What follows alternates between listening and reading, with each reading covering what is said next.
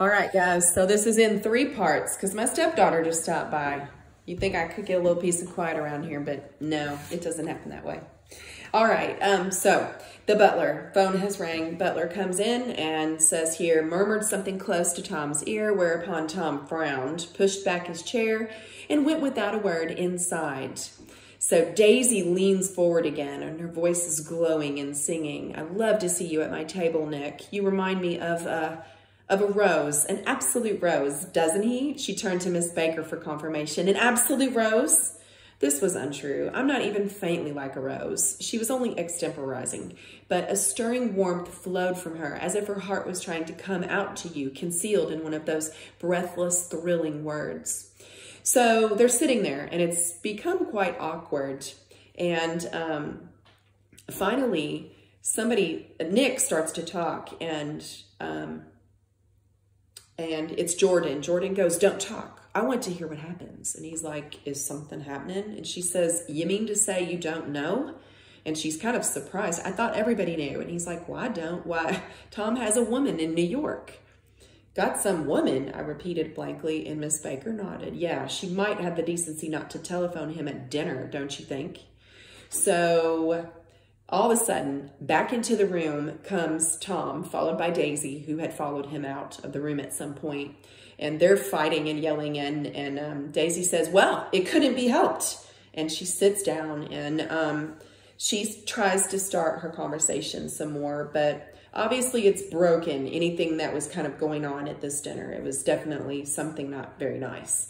And then the telephone rings again, and Daisy shakes her head decisively at Tom, and then he gets up, and it says here that basically Nick goes out on the veranda, okay, which is like a big porch, and it overlooks the bay, right? And it says, "I follow Daisy out around a chain of connecting verandas to the porch in the front."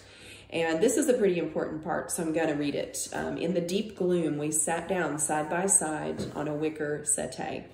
Daisy took her face in her hands as if feeling its lovely shape, and her eyes moved gradually out into the velvet dusk. I saw the turbulent emotions possessed her, so I asked her what I thought would be some sedative questions about her little girl. 'We don't know each other very well, do we, Nick?' she said suddenly. 'Even if we are cousins, you didn't come to my wedding.' 'Well, I wasn't back from the war.' 'That's true,' she hesitated. 'Well, I've had a very bad time, Nick, and I'm pretty cynical about everything.' Evidently, she had reason to be. I waited, but she didn't say any more, so after a moment, I returned rather feebly again to the subject of her daughter. 'Oh, yes, I suppose she, talks and eats and everything.' 'Oh, yes,' she looked at me absently. 'Listen, Nick, let me tell you what I said when she was born. Would you like to hear?' 'Very much. It'll show you how I've gotten to feel about things. Well, she was less than an hour old, and Tom was God knows where. I woke up out of the ether gas with an utterly abandoned feeling, and I asked the nurse right away if it was a boy or a girl. She told me it was a girl, and so I turned my head away and I wept. 'All right,' I said, 'I'm glad it's a girl, and I hope she'll be a fool. That's the best thing a girl can be in this world, a beautiful little fool. You see, I think everything's terrible anyhow,' she went on in a convinced way. 'Everybody thinks so, the most advanced people. And I know, I've been everywhere, and I've seen everything, and I've done everything.' Her eyes flashed around her in a defiant way, rather like Tom's, and she laughed. 'Sophisticated! God, I'm sophisticated.' The instant her voice broke off, ceasing to compel my attention, my belief, I felt the basic insincerity of what she had said. It made me uneasy, as if this whole evening had been a trick of some sort to exact this contributory emotion from me. So Nick knows that what she is saying, she's not sincere. This whole idea about her being sophisticated and her looking at the world and she's done everything and been everywhere. No. And he knows that it's all kind of a farce. It's all fake. He can tell, like right away. So inside, they go back in, and inside you've got Tom and Jordan sitting at the end of the couch, and they're talking, and let's see. They're talking about a magazine, and this is when he finds out that he says, "Oh, you're Jordan Baker, the Jordan Baker who's a golf player." And so she goes on up to bed and says, "Wake me at 8, won't you?" And Daisy says, "If you'll get up," right? And so she goes out of the room, And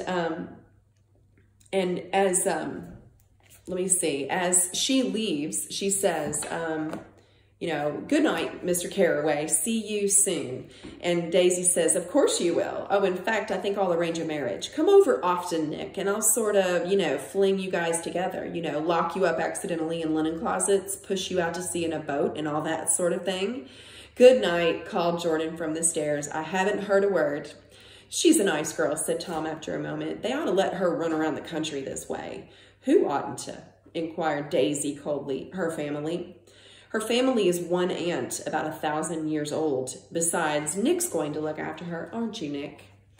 So this is what we get. Her family is one aunt, about 1,000 years old.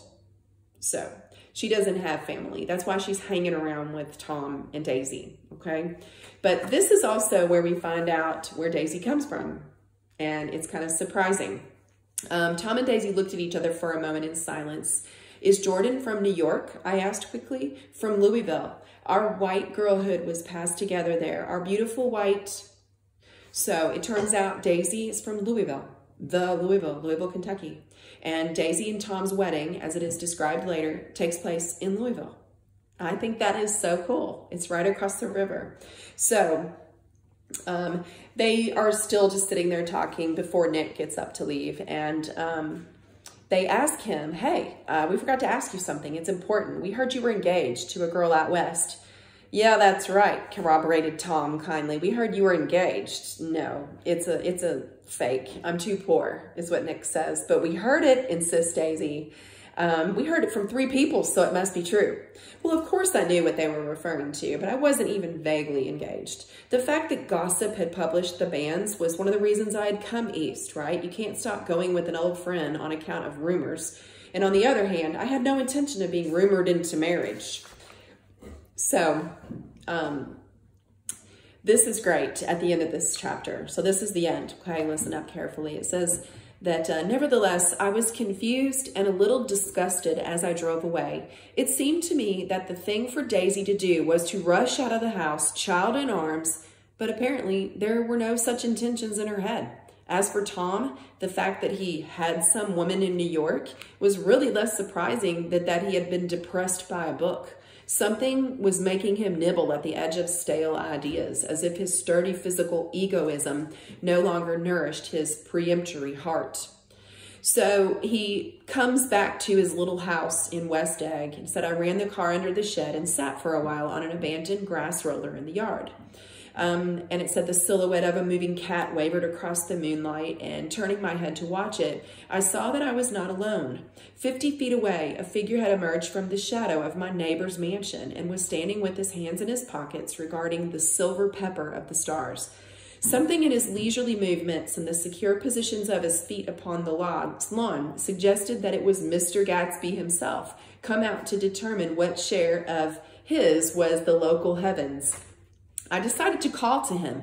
Miss Baker had mentioned him at dinner, and that would do for an introduction, but I didn't call to him, for he gave a sudden hint that he was content to be alone.